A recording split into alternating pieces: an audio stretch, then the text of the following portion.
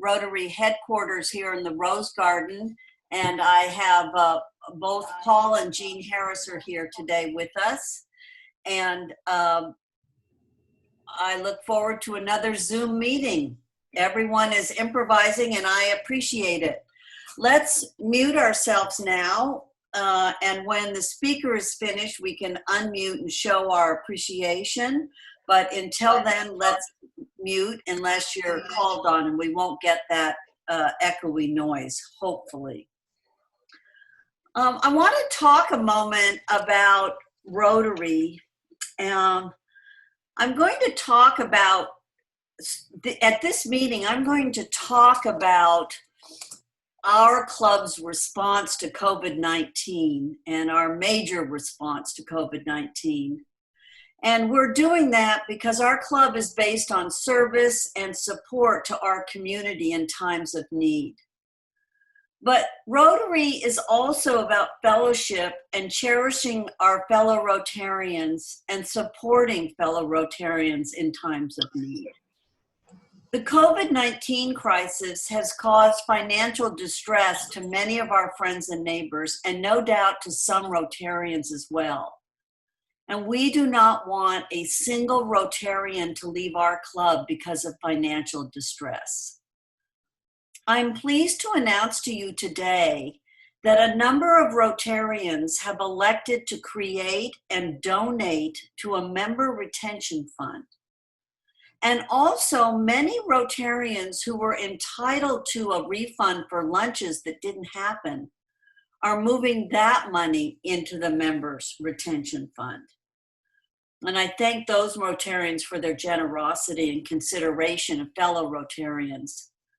So if any members of our club need due support at this time, please contact Leslie Hamilton and know that your discussion with Leslie will be welcome and it will be confidential. So thank you very much. Today we have I have one other thing before I introduce Oren. A little bit more business. If you want to switch to monthly billing, please call the office. Rotarians who are currently paying monthly will continue to be billed that way. We will not be collecting prepaid lunch dues.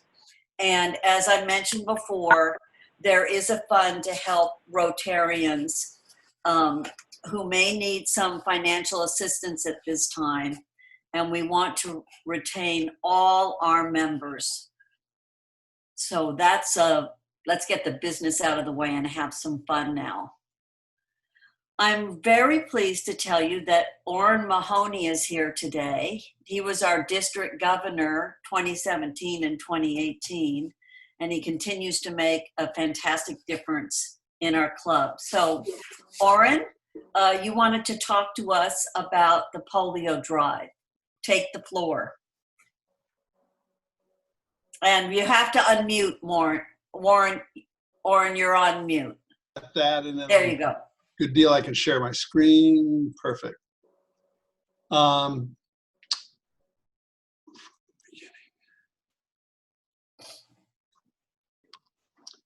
So what I want to do today is talk about Polio Plus. I think most of you that are longtime Rotarians in the district know that as far as the Rotary Foundation, early in the year, we work on our annual fund where we generate money that goes to the Rotary Foundation, half of which comes back for DDF and the clubs. And that's where we do all our both local and international projects. And then we focus the second half of the year on polio.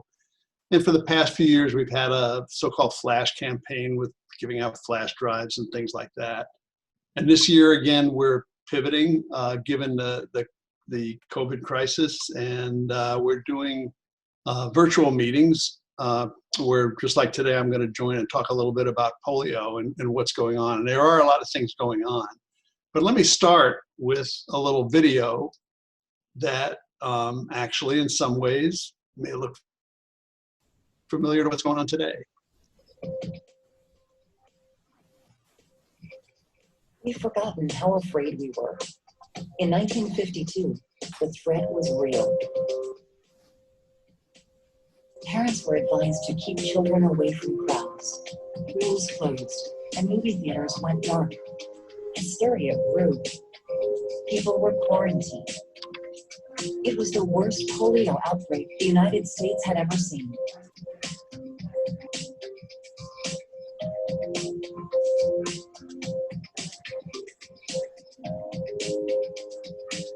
But it's not ancient history.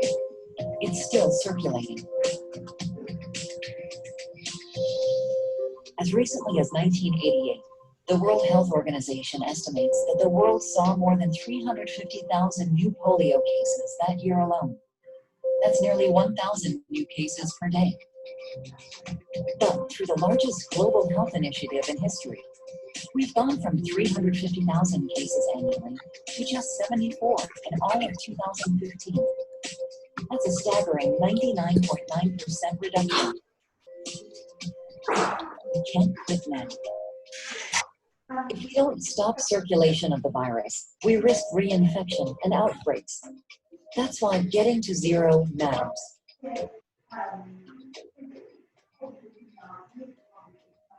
We're not saying it'll be easy. Vaccination in these countries is complex and expensive.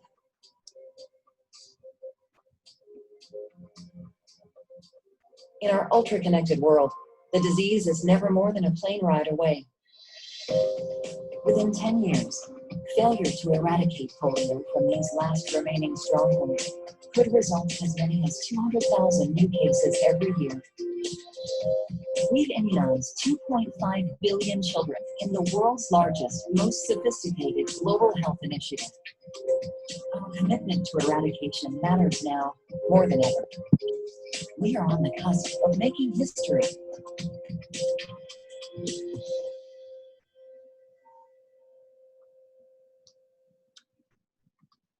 So it's actually interesting that I was talking to some friends the other day. We were talking about pandemics, and we've had a couple of pandemics over the last few decades. We had one in 1968, H1N1. There were 100,000 people in the U.S. that died, which is similar to about where our mark right now is for COVID.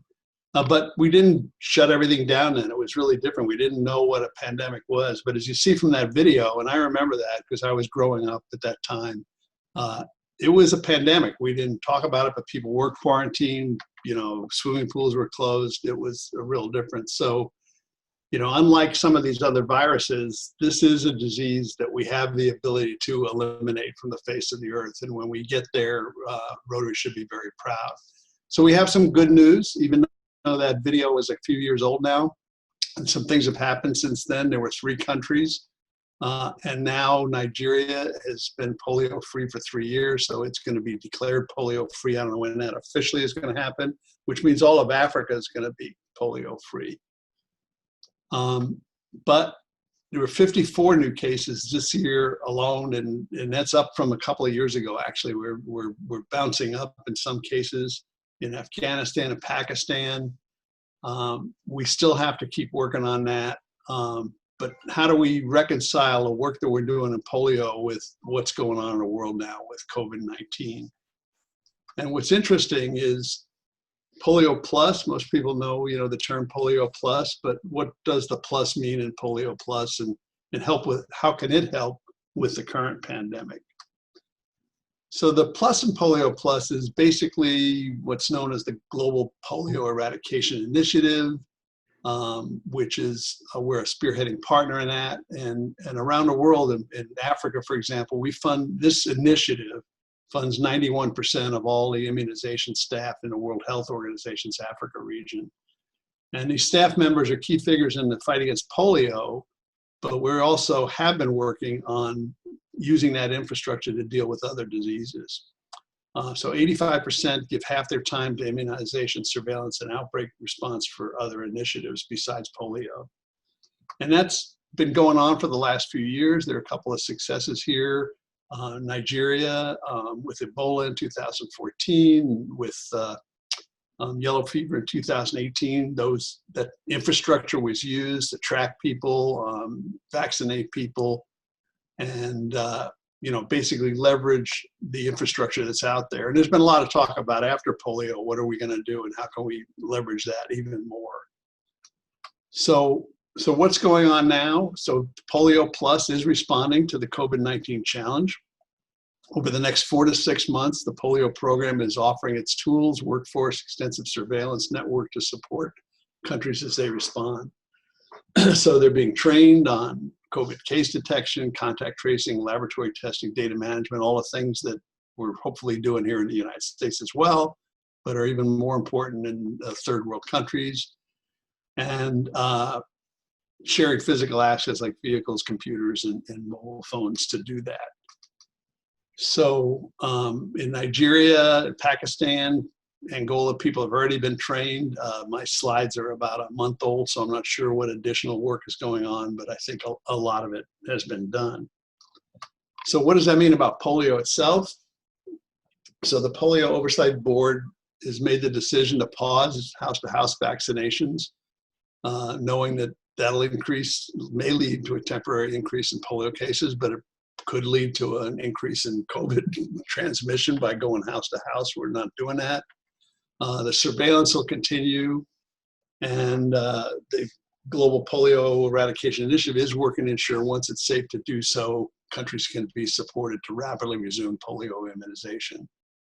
So the goals for contributing have not changed. Our district actually has been very generous this year in all of the Rotary Foundation things. We are between the annual fund and polio, thanks to a couple of Arch Clump Society members. And for those of you who don't know what an Arch Clump Society member is, they've donated $250,000 to the Rotary Foundation.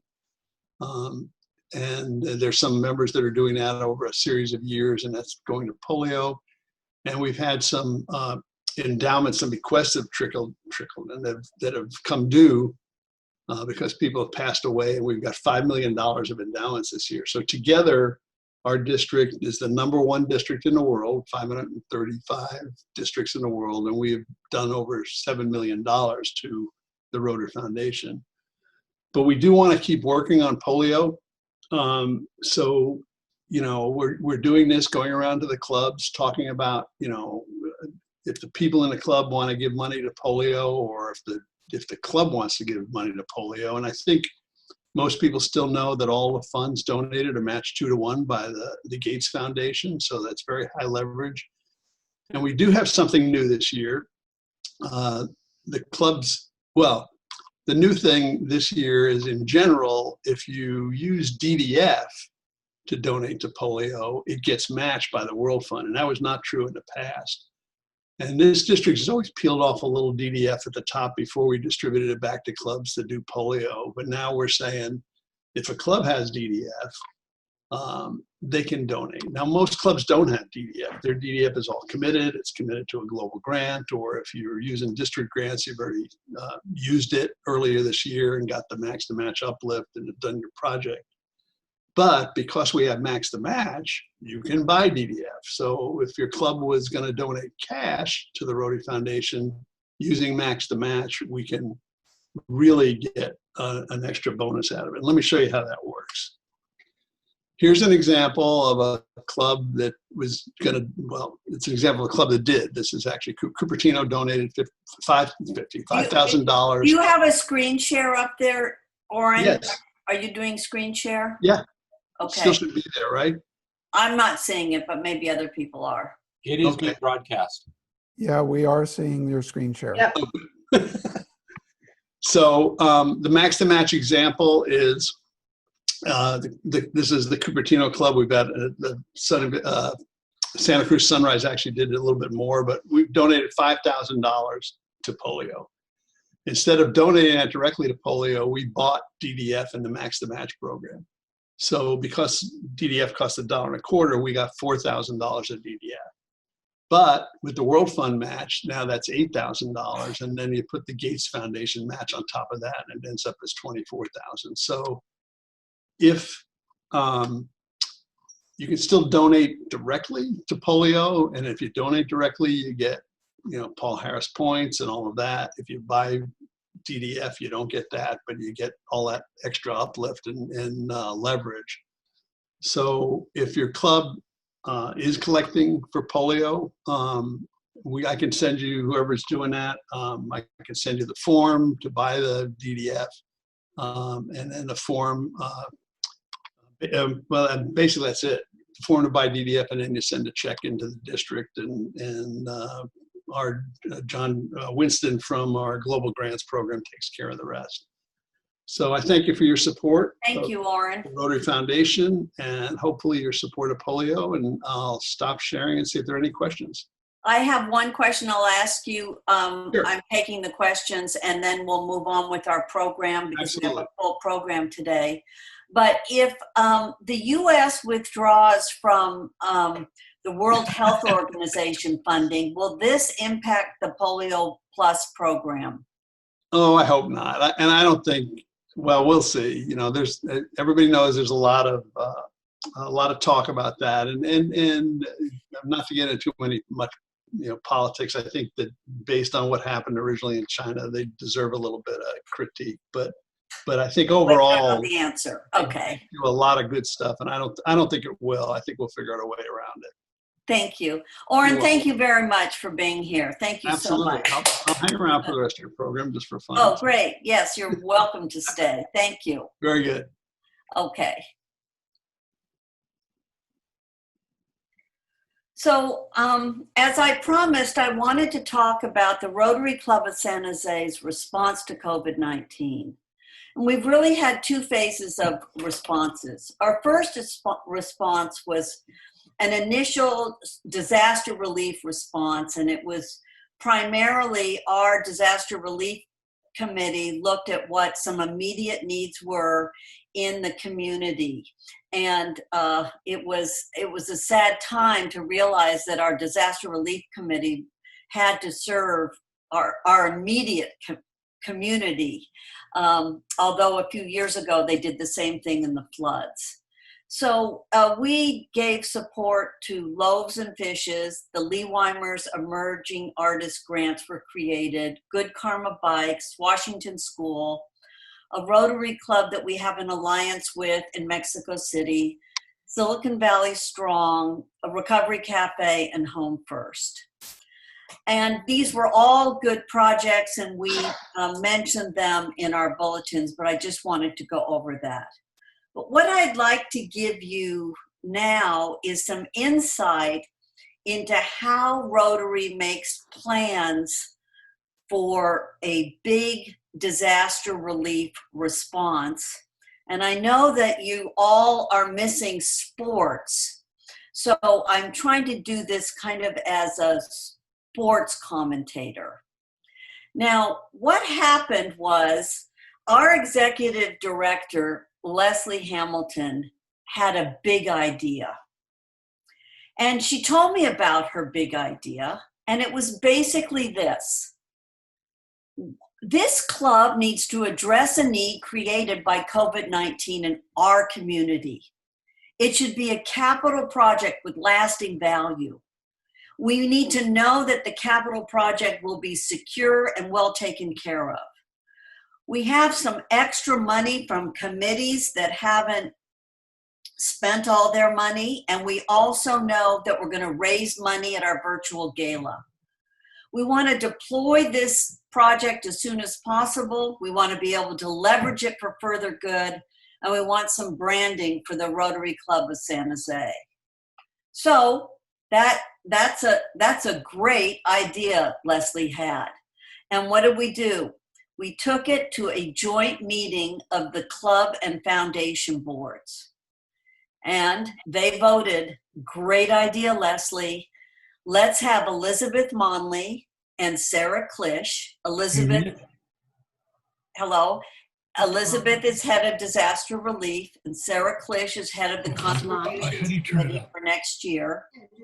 And let's have them get on the phone and find out what is out there that needs to be done, and Rotary could do it. So of course they got on their Rotary phone, see the Rotary phone, and they heard about many great ideas. But they got a call, fellow Rotarian Michelle Loxon, and she had a big idea. And this is the Loxon big idea. She knows that Catholic Charities is distributing 400,000 meals weekly. Catholic Charities has seen a 33% increase in service needed in this community. Catholic Charities has been in our community for 63 years. It has worked with the city of San Jose for years, and it serves the needs of all in our community, regardless of creed, race, or gender. They also helped us with disaster relief and aid to those who had been flooded. Michelle told us that currently they need a truck to distribute food and necessities to people who can't get to their distribution sites. And that truck would later be used for COVID-19 testing and mental health intake. And Catholic Charities has a secure storage area. So the big idea was given, you can see here by the arrows, to Leslie and Sarah, but the budget was a problem. So they called Jeff Spino, fellow Rotarian. He had helped with the floods. And what did he say? Sure, I can help. That's the Spino way. So now we had a fabulous project. We had a budget we could meet, and we went back to the club and foundation boards for a vote. And you can see we have circled here Clarence Stone, who will be the foundation president next year, and Fernando, who will be the club president next year. And we voted unanimously to do this project. Now, this is a mock-up. This is not the exact truck we have. But this truck, we believe, will be on the streets in 30 days. And the money raised at the auction will certainly make this a reality. So I want to give a big shout out to everyone who was on this play board, starting with Leslie and ending with the boards. The generosity and resourcefulness of Jeff Spino, the bright idea of Michelle Loxon, and the hard work of Sarah Klisch and Elizabeth Monley. Thank you very much. Rotary makes a difference in our community, and this is something we're all going to be proud of. Now, speaking of the gala, I am really excited that today we have Steve Borkenhagen and Carl Salas to talk to you about some of the things that are going to go on at our gala. And remember, silent auction starts June 13th and runs through the whole week. And the actual gala is on June 20th between 7 and 9 o'clock at your place. Pants are optional. So Steve and Carl, are you there? Steve, I told you, Steve. It's pants optional, not shirts optional. What the heck? No, Karen told me no shirts. No. It's pants optional. Put your coat on, for God's sake. We'll I put the told shirts you. on. So we're the live auction folks, but they asked us to talk about the entire gala in general, so we're going to talk about that for a couple of minutes here. The main thing is that it is virtual, so you have to register virtually, and you can do it right now. And believe it or not, before this meeting, we did that. Even Steve did that, and And it worked. It's really simple. Just press a couple buttons, and if you have any questions, call Karen. yeah, I was amazed how quick it is. Between the two of us, I think we're kind of subpar sometimes, and it was just boom, boom, and we're there. Carl, did it cost anything to register? Oh no, it doesn't cost anything to register. It literally is pushing a button, and Karen will show us later. And by the way, the event, the live gala, which starts on 7 p.m. on the 20th of June, is free. It's free to register. It's free to do it's free to be there and kind of take part. Are all the prizes free? The prizes are not free, and we're going to get to that. Damn. But also, some of you have paid for your tickets already, and we're hoping that you donate that ticket price to the foundation. If you do, you get a specially selected bottle of wine by Bert George, and it gets delivered to your house. So we encourage you, right? They should be donating their tickets. Yeah, right? maybe Bird will drive to your house and share the wine with you even. I don't want to give him any of my wine. He gets plenty for it. Anyway, so that's it. So again, please register and be aware the event's free. This year, different than the past, there's a raffle going on.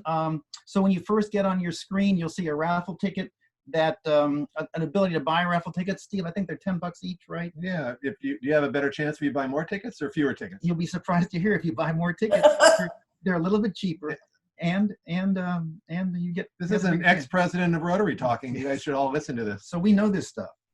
Okay, so you've got that. We've got the raffle. You're going to be registered. The event is free to register, but there's some costs involved if you're really going to take part, and it's going to be fun. First of all, we do have a live gala. Steve and I are going to be looking a little bit like this, and We're going to wear pants. and we're going to not. Well, I don't know. Nobody else is wearing pants. That's what's cool about the gala. You dress up, but you don't have to have pants on. What about shirts? Shirts would be good. Okay. Shirts would be very good. Anyway, so the live gala starts at 7 p.m. And the live auction is going to start at 7:45. So what do you do between 7 and 7:45? Heavy drinking? No, yeah, well that, but at alone and drinking alone. So make sure you have a date with you, your significant other. But they're going to have this kind of wild Zoom meeting where there's a cocktail party and there are going to be different lounges. This is not like a normal Zoom meeting. There's going to be different lounges. You can go in and out. Some are hosted, some aren't. It sounds a little like Burning Man. Have you ever been to Burning Man? I have been to Burning Man. Yeah, that's what it sounds like. Oh, to me yeah. anyway. So anyway, get there at 7. I think it's going to be interesting, and I think it's going to be a lot of fun too. So then the live auction starts at 7:45, and there are 8 fabulous live auction items this year. I've seen all of them, but like one of them is a south coast of France. You got an apartment on the beach. I mean, it's really, there's some great stuff.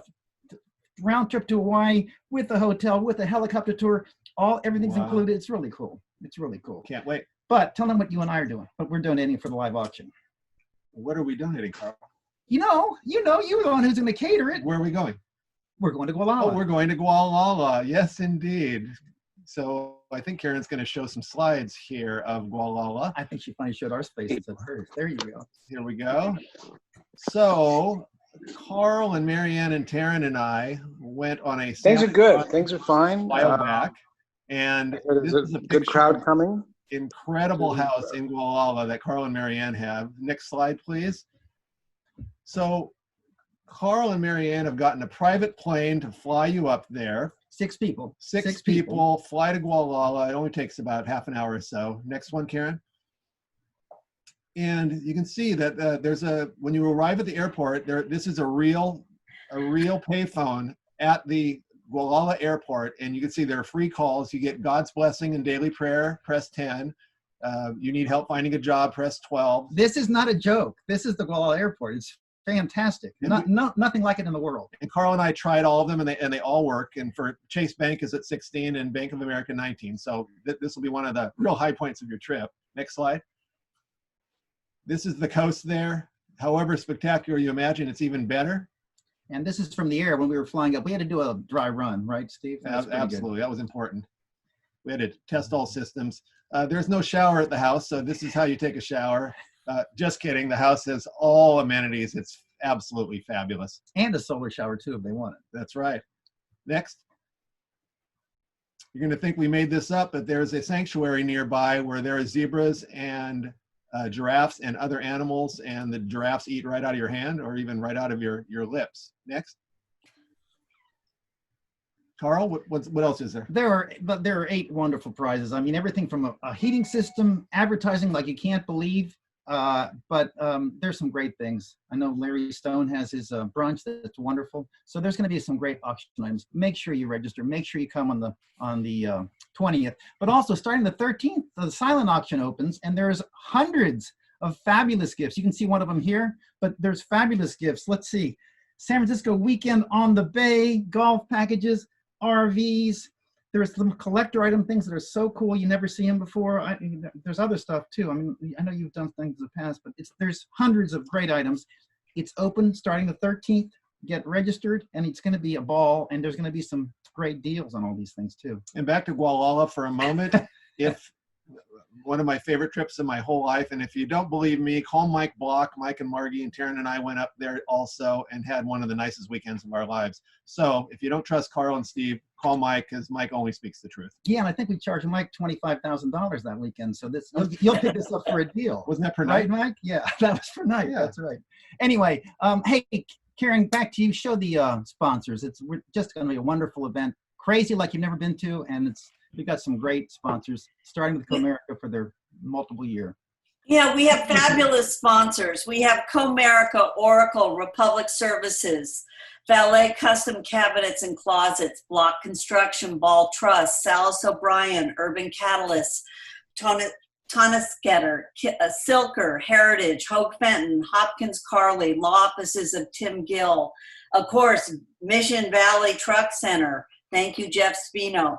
Bazzuto Insurance, Lexus, Miller Morton, California Sports Center, Mike Borer, Samaritan, Dugan, Sandy and Richard Connop, Willoughby Stewart Benning and Cook, Acosta Sheet Metal, and the Sinanu Towery family. So thank you to all our sponsors. You're going to make our gala very special, and we're going to be able to get that truck on the road to serve the people of Santa Clara County. Steve and Carl, thank you very much. I'm glad you put your shirts on. And let me just go over how you can register. It's so easy. It's free. And remember, if you bought Rotary gala tickets, now there are two things you can do. Everyone so far has called the office and said, donate that to the foundation. But if you need a refund, we understand and we'll give it to you. The cutoff date for that is June 12th. If we don't hear from you, that money's going to go to the donation and it'll be entirely tax deductible. So to register, it's really easy. Get your cell phone, go to the green text bubble icon, type in 243-725. It'll look just like this.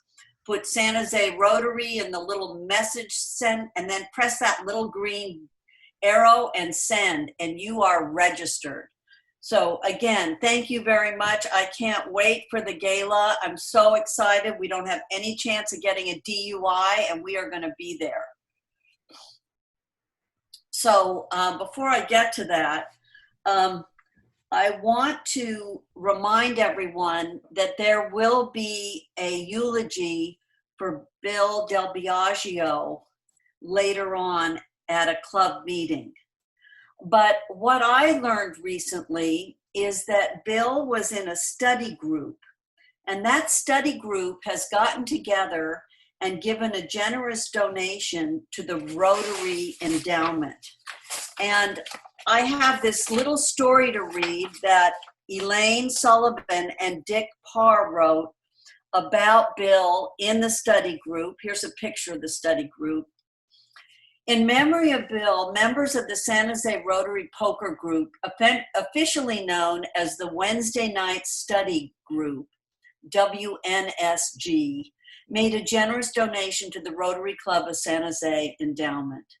The story of the San Jose Rotary Poker Group began on Wednesday, June 14th, 1980, at an annual barbecue picnic, which was then held at Ryder Ranch, owned by Jiggs Ryder, and they have been playing every month poker uninterrupted until recently, 40 years later. The founding Rotarians were David Murphy, John Popovitz, Steve Snell, Bill DeBerto, Russ Campbell, Lee Weimers, and Dick Parr. Over the years, players left the club and other Rotarians were recruited to join, including George Snell, Glenn George, Don Lee, Dan Robertson, Roger Bevins, Nick James, Don Thompson, Norval Nelson, Ernie Pappas, and Larry Wallerstein, to name a few. In more recent years, non-Rotarians also joined the group. Bill joined in 1999 and loved the monthly poker games, even when he was not on the winning side. Bill also had his brother-in-law, Ron McGee, join the poker group.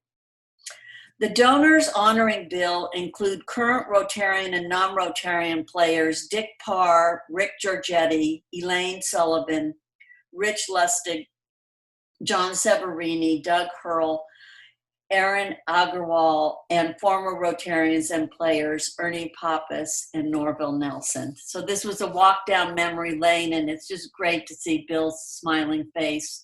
And thank you very much, Dick and Elaine, for sharing that story with us. It looks like a great study group. I would like to remind everyone that in July, I will be putting a book together for Bob Keeve's daughter, Lenore, and I'm gathering from Rotarians stories about Bob's role in Rotary. So I would like to now have Carl Silker tell you one such story about Bob Keeve. Well, thank you, President Karen.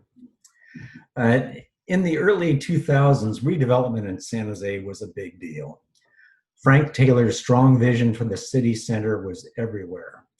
But he had a distaste for signs, especially businesses. And that meant that the downtown had none of their energy and color. The buildings looked clean and sterile, but they had little jewelry, especially at night. Bob wanted signs for businesses because they added life, vibrance that the downtown was sorely lacking. He became the advocate and the spokesperson for downtown signage. Bob gave his radio personal opinion messages on the need for signs in the downtown. In early 2004, Bob was scheduled to speak to the club on downtown signage, and Jim Eller was to introduce him. Jim asked me to get some pictures of signs that he could use for his introduction. He and I played with ideas around this and decided to get pictures of well-known signs in San Jose and Photoshop Bob's face on them. These are the photos that Jim used to introduce Bob that day. The best visual pun was for Bob's Big Boy, even if the restaurant wasn't in the downtown. And Bob took the gag really well. Oh, it's just fabulous, Carl. Thank you so much. I love these pictures, and I will include them in the book for Lenore. I think she will, as well as your story. So thank you, Carl, for sharing that. Well, thanks for the opportunity. We have a wonderful thank you from a kindergarten teacher at Washington School. And I'm just going to, it's a brief letter, and I'd like to read it to you all because your generosity makes such a difference even when it's something small. This letter was written to Kathy Wiley, and she's passed it on to our club. I hope you are safe and healthy. It's been crazy lately. I want to share with you some of the things I've made for my students. On Thursday, March 13th, I was able to hand out 3 packets with reading, writing, and math materials for my students to have something to do during the 3 weeks shelter in place. I decided to bring the Epson printer thinking I was going to have time to print out materials for the end of the year, and I was right.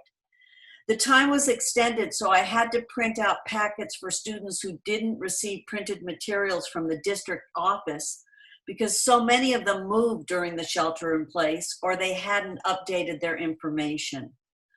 Thursday, June 4th will be our last day of distance learning, and I was able to print out 540 pages, including kinder certificates to take to the families for the summer months. I was able to buy envelopes, whiteboards, markers, and a board eraser to include in their packets. I also printed out certificates.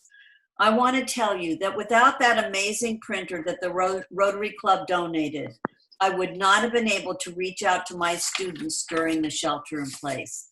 So again, Club, thank you very much for your generosity. And Kathy Wiley, thank you for all you do to connect us to Washington School, the teachers, and the students.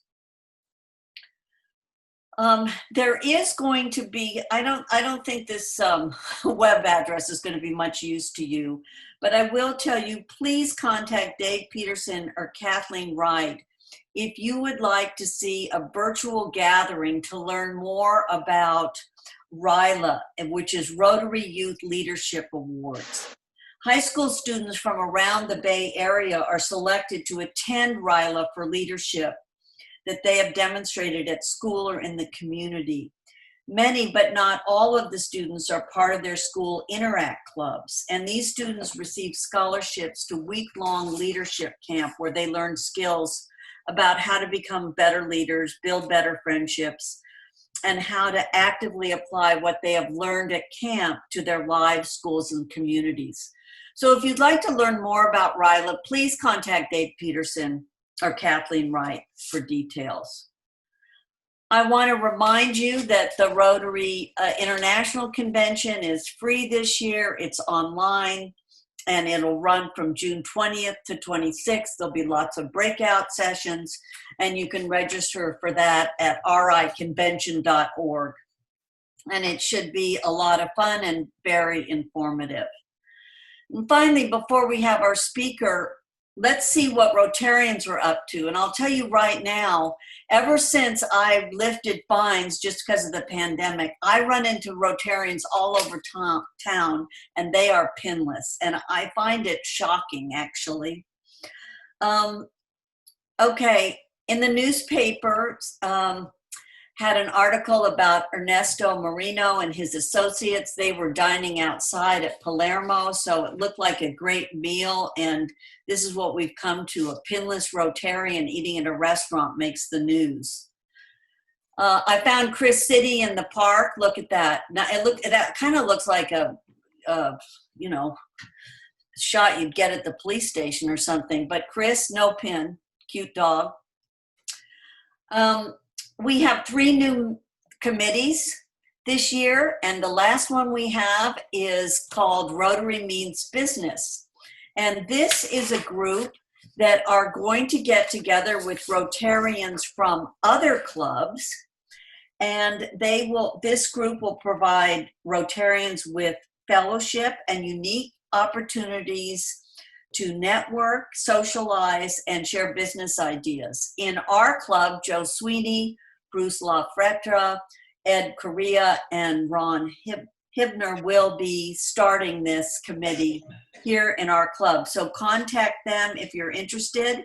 And I know they're having a Zoom happy hour on June 11th at 4 o'clock. And also, I think Rod will be talking to them. He is a real estate consultant with the Wolf Group. And I think this would be an interesting talk, and it's going to be a fabulous committee. It's kind of going back to the roots of Rotary. Oh, here's another pinless Rotarian. I ran into Steve Prouty and Catherine Prouty walking in my neighborhood. And there was a great article in the newspaper about the retirement of Kathy Kimball from San Jose Institute of Contemporary Art. And Ken Weiner sent me an email reminding me about this article and said, just simply, she's been great. So congratulations, Kathy, and good luck to you. Last week's Mystery Rotarian was past President Carl Salas. Stu Gans got that within minutes, and hours later we had 5 other Rotarians, but Stu's the one that will win the free Rotary hat. And now for this week's Mystery Rotarian, I'm going to give you a minute to look at it, and then the first person who texts me or emails me or chats with me or whatever, you will win the Rotary hat. There you go. And this Rotarian, it looks like something's growing out of his or her head there, but I think that's a light fixture. So I'm going to ask Charlie, before I ask Charlie to introduce our speaker for today, I want to remind you that next week, our District Attorney, Jeff Rosen, will be speaking, and he's going to talk about race and criminal justice system, where we have been, where we are, and where we're going. And I don't think you'll want to miss that. It'll be very timely. Charlie, I found you in the grocery store without a pin. You were trying to hide behind that mask. But I'm very disappointed in you, Charlie, but I welcome you to introduce our speaker and remind everyone that if you have a question for the speaker, please send it to me via chat and we'll be able to ask questions at the end. Charlie, take it away. Thanks, President Karen. At least I had my shirt on. Lisa Mallette is an actor, director, and manager who has been with City Lights Theater Company since 2001. For the past 16 years, she has been the company's executive artistic director. During that time, she has led City Lights from being a scrappy little theater on 2nd Street to one that presents challenging, engaging, and critically acclaimed stage productions, developed a devoted and diverse audience, and built a national reputation for innovation and artistic achievement. The company has also been in the black for 16 years. Lisa has been an active member of Theater Bay Area for more than 2 decades, including 2 years as chair of the TBA Board of Directors, an active advocate for the arts in downtown San Jose. She is a graduate of Community Leadership San Jose and was a 2014 Silicon Valley Creates Artist Laureate. She continues to appear in and direct stage works on a regular basis and is a member of both Actors Equity, the Stage Actors Union, and SAG-AFTRA, the Screen Actors Union. And offstage, she is mother to 2 delightful daughters. I'm really proud to first introduce our fellow Rotarian and my very good friend, Lisa Mallette. Thank you, Charlie. I really appreciate that lovely introduction. Hello, everyone. I would like to start my presentation out with gratitude. So thank you, Charlie. And since I have the floor, or the square on the virtual world, President Karen, I just want to thank you. You've really been an amazing president for the club, and I just want to take this opportunity to thank you for all the things that you've done and how many times you've made me laugh in meetings. So thank you. Thank you very much.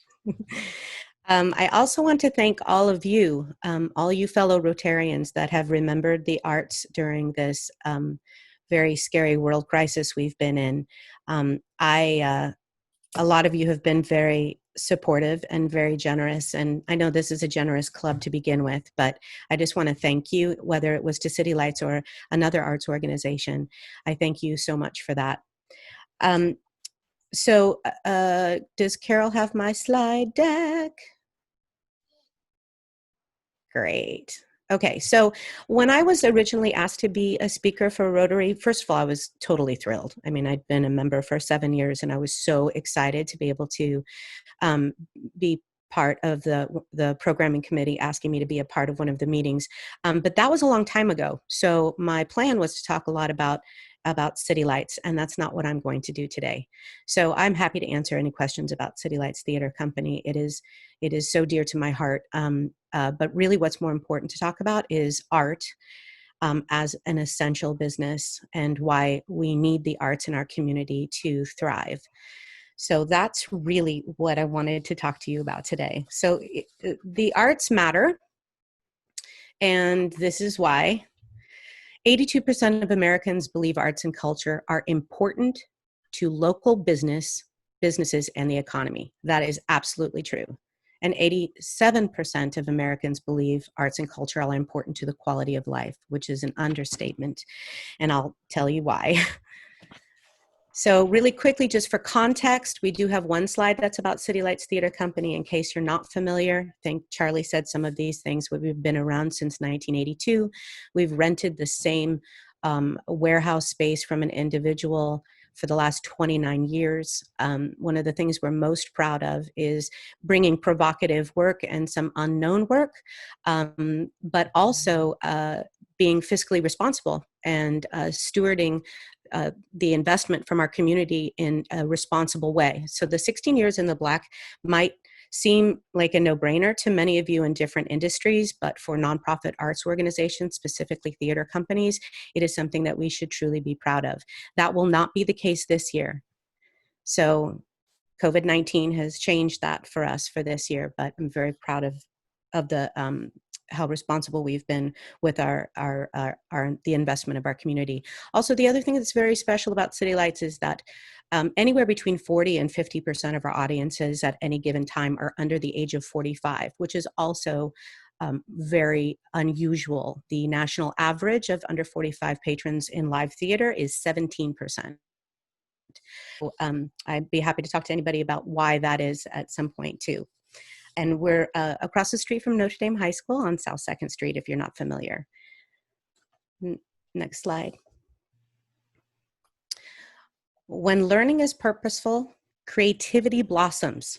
When creativity blossoms, thinking emanates. When thinking emanates, knowledge is fully lit. When knowledge is fully lit, economy flourishes. So this is just going to lead me into a moment to talk about the arts in the economy. You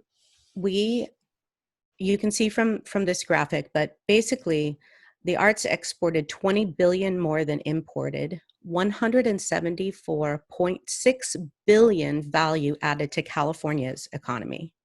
And tax-exempt or nonprofit arts organizations contributed $9 billion to the U.S. economy, employed 90,000 workers who earned $5.6 billion in total compensation. That is obviously not the case right now, but I share this with you just so that if you ever wonder if the arts are driving money and improving the economy in your community, yes, absolutely.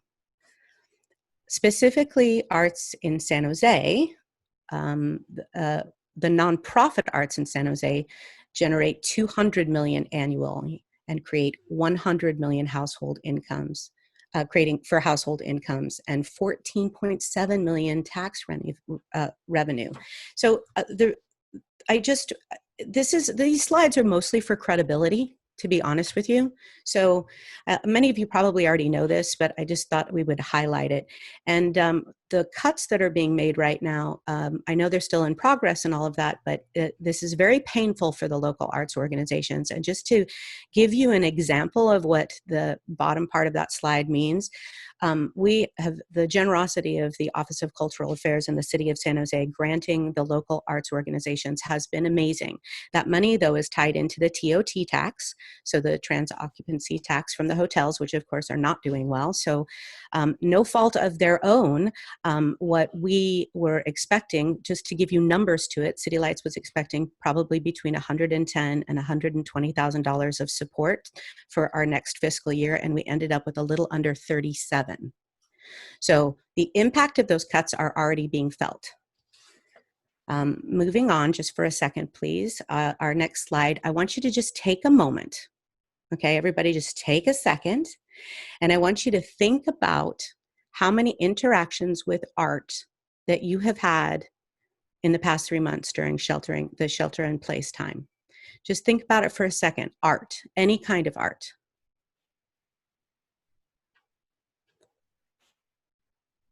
Did you come up with some of these?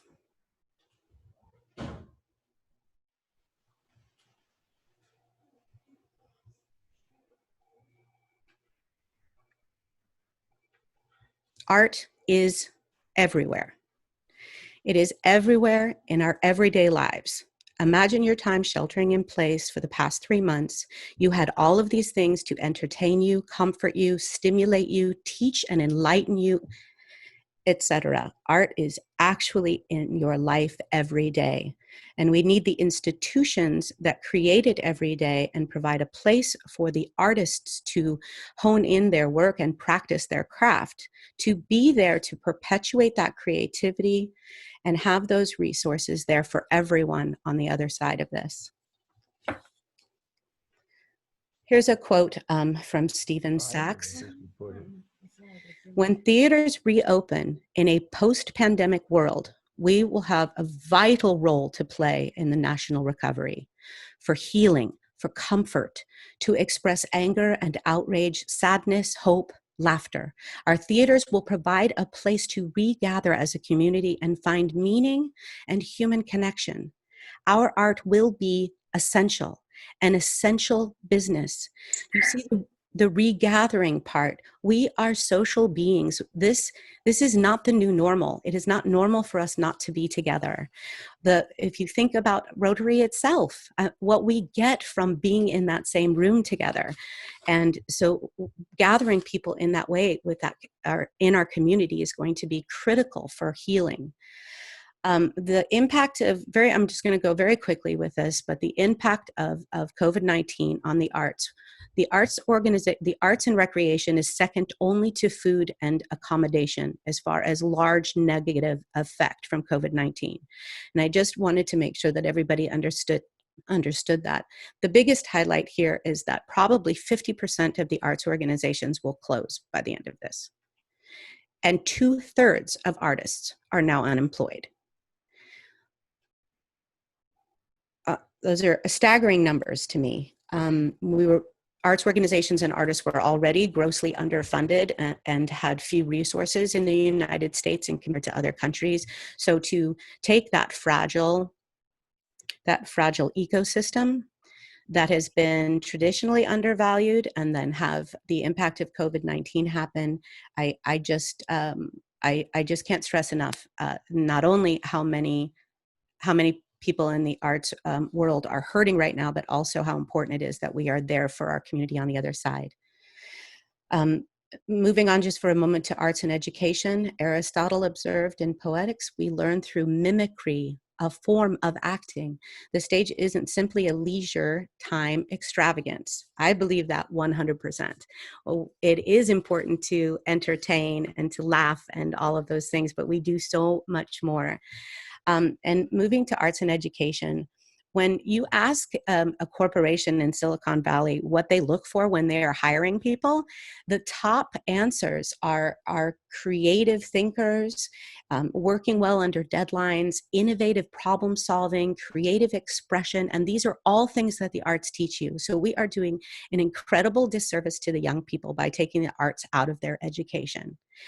That the arts help prepare them for successful life in so many ways. And now many of the local nonprofit arts organizations are trying to pick up the slack of being able to give those opportunities to young people. So if they're not there, that's another reason why this is going to be a big problem. We all know that the arts make the kids do better in math and science, but at the same time, the funding for the arts is so much lower than the other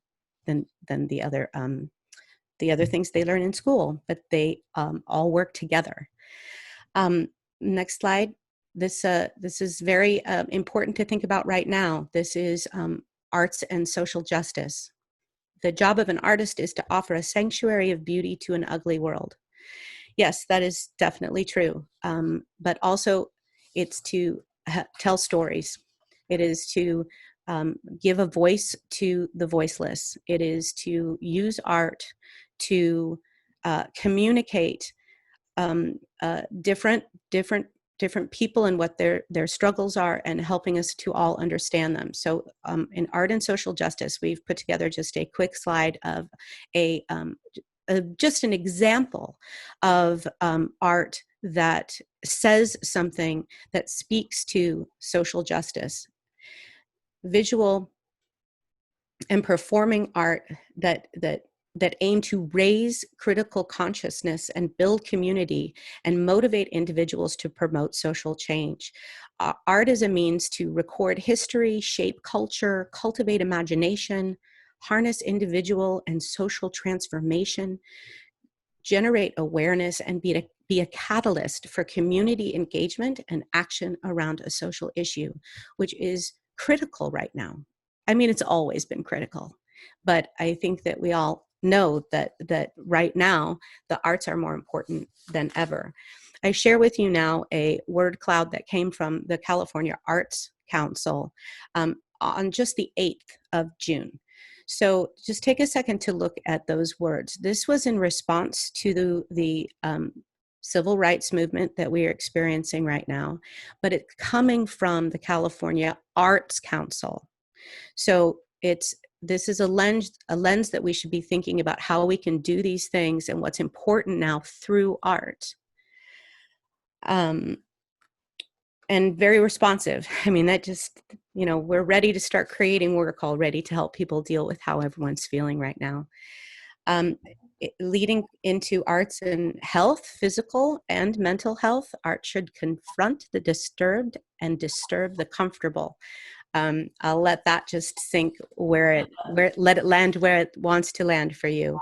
But some statistics about arts and health. I think a lot of people heard about that wonderful study they did that showed that people's heartbeats actually synchronized when they were in a theater together, and that the heartbeats stayed synchronized during the intermission. So I think that's very powerful as a physical representation of how it brings us together. But it also reduces stress. It helps people focus on their experiences and articulate how they're feeling. There are so many health benefits to the arts that there is an entire industry around art therapy. Next slide. This is also, this is a beautiful photo from one of the shows at City Lights, but what I want to say while you're looking at this moment is that from the California Arts Council, we believe the arts are a tool for liberation that lives within us all. And through the arts, we can all collaborate and build a better future together. Artists are rightfully looked to as second responders in times of crisis. They support mental and physical health outcomes and community resilience and rebuilding. They help us to escape and dream, to cope and mourn, to believe and heal, to imagine and create. Artists help us to find our way and have historically been at the forefront of challenging cultural and social hierarchies to effect positive change. Our young people especially are sharing their voices in response to what they see and feel.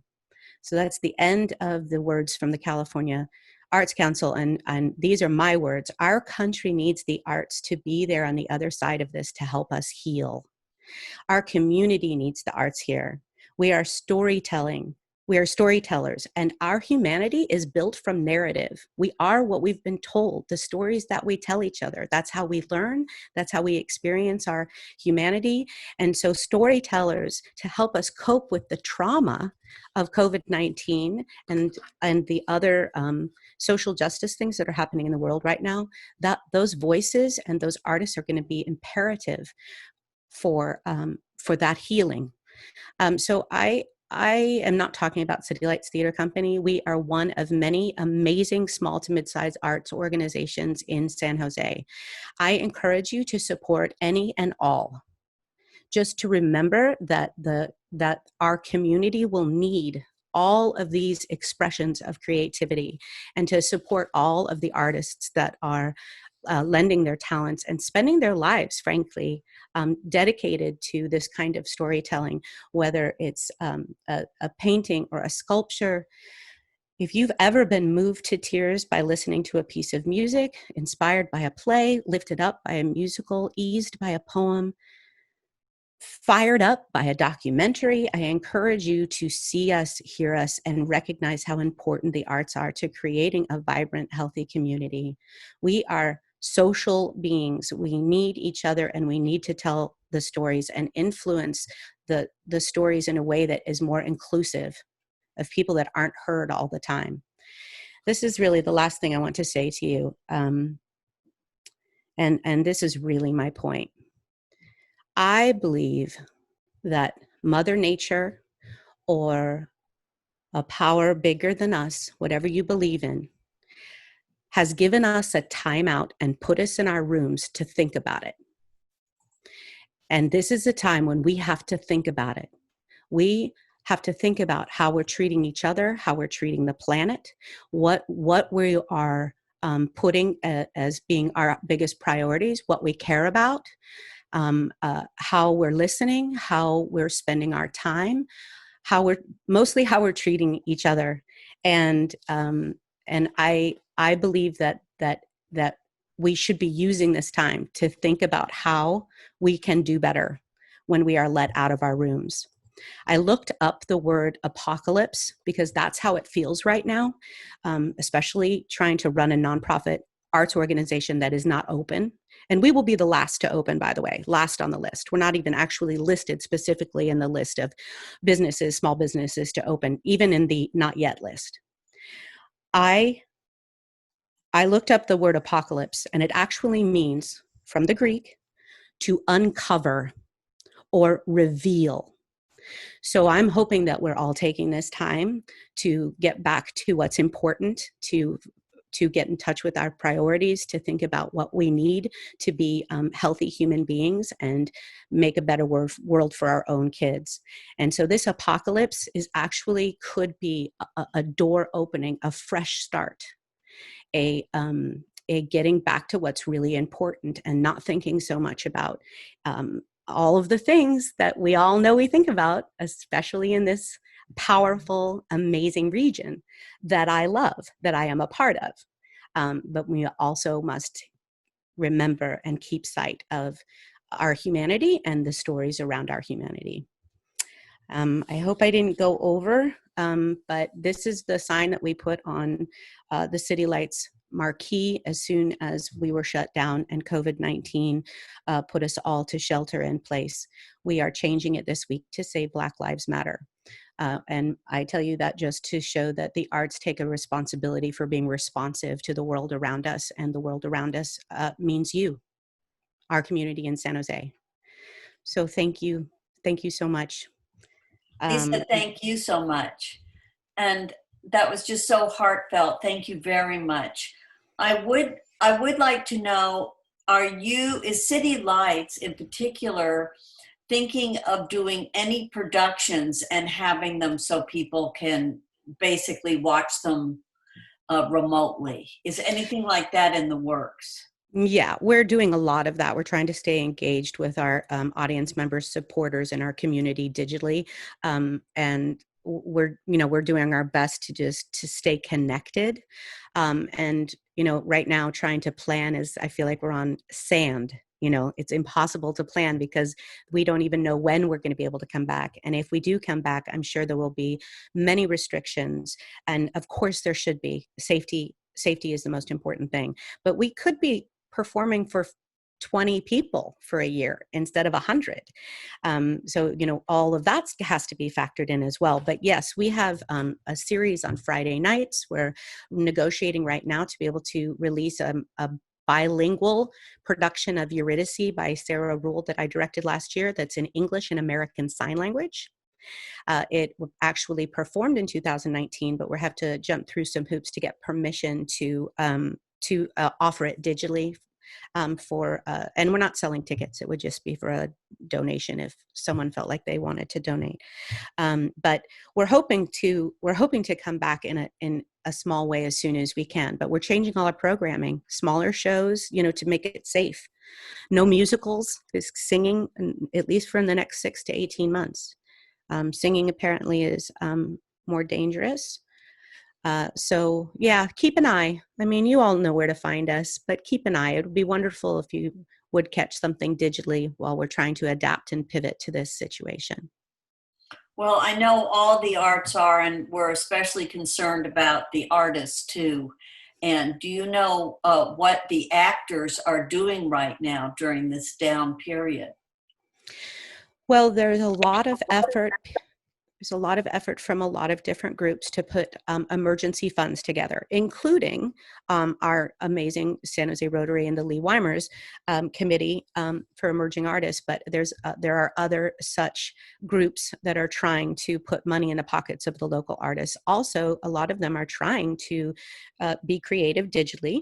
We at City Lights, for example, are trying to give a platform to as many artists as possible, and they accept tips. I mean, it's amazing, like how we've just been slung back, you know, and to telling stories around the fireplace with a tip jar is how it feels. But I fear we're going to lose some from the area. It is so expensive to live here. It was hard enough before. People were living hand to mouth anyway. And that's why it's so important for us to remember the artists and the arts groups that are supporting those artists. Well, Lisa, thank you very much. And I know that we put up in the chat column there some information about City Lights and also some wonderful comments about your talk. And we so appreciate you sharing this with us, because I loved your list saying, have you bumped into these arts during your shelter in place? And of course we all have. So thank you very much for the reminders and the impassioned talk. Thank you. Thank you. So I thank you all for being here. It's just a slight reminder that we have the silent auction running from the 13th to the 20th and the actual virtual gala on June 20th. And I look forward to seeing you all next week when we have our district attorney talking. So until then, stay safe and stay well, and let's unmute ourselves and get a big clap to Lisa Mallette. Thank you, Lisa. Yay. Thank you. Thank you. See you all next week. Thank you. Bye. Bye. Bye. Bye. Bye.